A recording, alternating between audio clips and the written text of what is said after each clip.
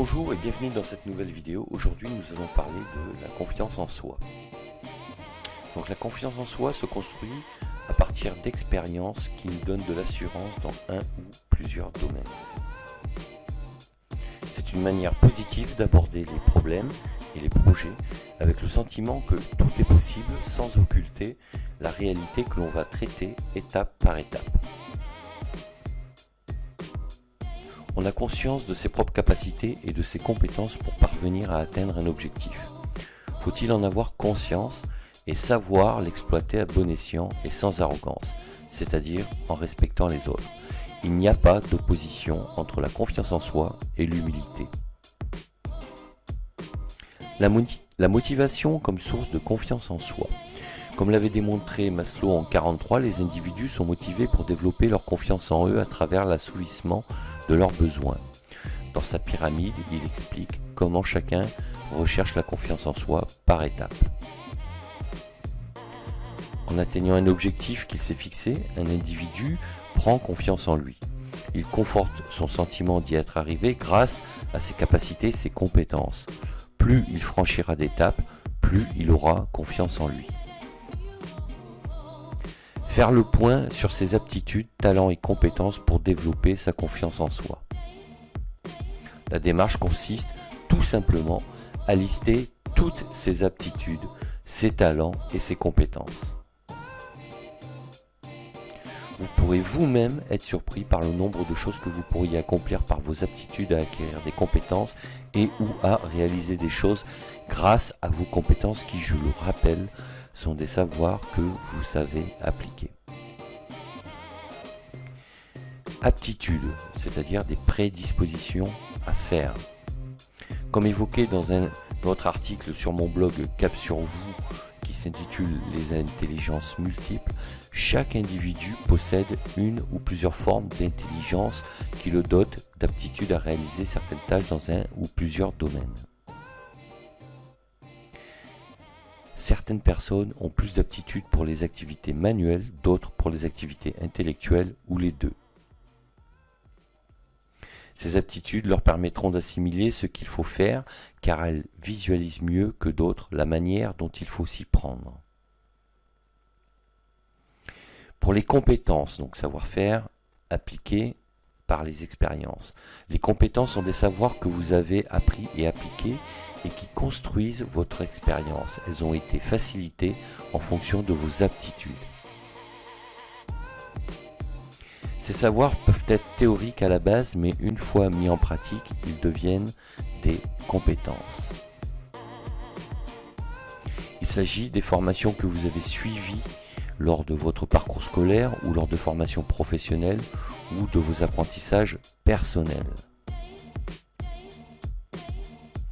Transformer le négatif en positif par étapes. Il y a un temps pour tout. Il ne s'agit pas de balayer d'un coup de baguette magique un drame ou une situation difficile qui va obligatoirement nous plonger dans un état de tristesse. Il est normal dans certaines situations d'être dans un mode de pensée négative. On ne peut pas se défaire d'un seul coup des liens qui ont perduré pendant des années et qui ne sont plus là. Forcément, lors d'un décès, d'une séparation ou après un changement de vie radical, il y a des émotions ressenties qui sont négatives et c'est normal. Quand on parle de gestion des émotions, les laisser s'exprimer en fait partie. Parfois, il faut laisser le temps au temps. Écraser une émotion négative alors qu'elle n'a pas encore parcouru le chemin nécessaire pour s'atténuer, pour la transformer en pensée positive, est une erreur. Cela ne peut que la faire ressurgir justement avec encore plus de force et d'amertume, de ne pas lui avoir laissé le temps de s'évaporer en douceur. Pour être évacuées, les émotions doivent être exprimées.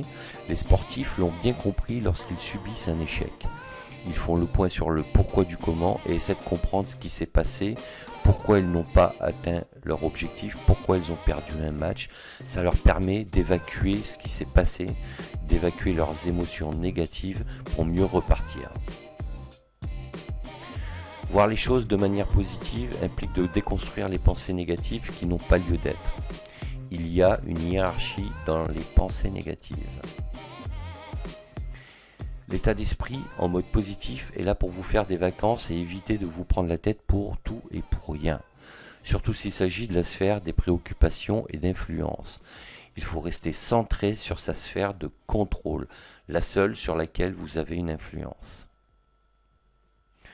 Être positif, c'est aussi agir avec réalisme. Le fait d'être positif favorise l'idée que c'est possible. Mais s'il n'y a pas d'action, il n'y aura aucun effet positif. Ça, c'est certain, et le passage à l'action, c'est du travail. Il ne suffit pas de penser, mais surtout d'agir. Ensuite, se départir de son passé. Une fois ce changement d'état d'esprit, il y a deux possibilités. Soit votre niveau de confiance en vous est élevé, donc là, pas de problème, rien à signaler. Soit il est bas, et à ce moment-là, il va falloir vous séparer progressivement de votre état d'esprit négatif et de votre auto-dévalorisation. Vous devrez fermer ce livre et commencer à en écrire un nouveau avec une nouvelle phase de votre vie qui commence avec un scénario dont vous serez le seul personnage et c'est vous qui déciderez comment ça va se passer. La démarche n'étant pas d'oublier votre histoire, mais de la classer pour enfin vivre l'instant présent et travailler sur votre zone de contrôle pour développer votre confiance en vous. Autre démarche, arrêtez donc de se dévaloriser. Ça a l'air évident comme ça, mais une des premières démarches pour améliorer sa confiance en soi consiste tout simplement à arrêter de se dévaloriser et d'accepter que l'on possède des aptitudes et des compétences, qu'elles soient reconnues ou pas. Vous n'avez pas besoin d'autorisation pour valider vos aptitudes et vos compétences. Vous les connaissez, listez-les.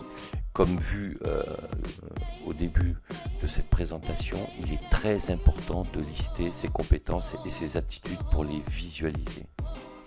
Les visualiser vous aidera à les enregistrer dans votre mémoire à long terme. Ensuite, une autre démarche est de s'affirmer avec respect. S'affirmer, c'est surtout formaliser, donc souvent verbalement, ce que l'on sait ou sait faire, notamment à travers ses propres expériences. On a donc les preuves de nos connaissances. La modestie, c'est la modération, c'est la retenue dans l'appréciation de soi-même. Ça nous renvoie à l'humilité, c'est-à-dire à avoir une vision réaliste de soi-même, ni plus ni moins.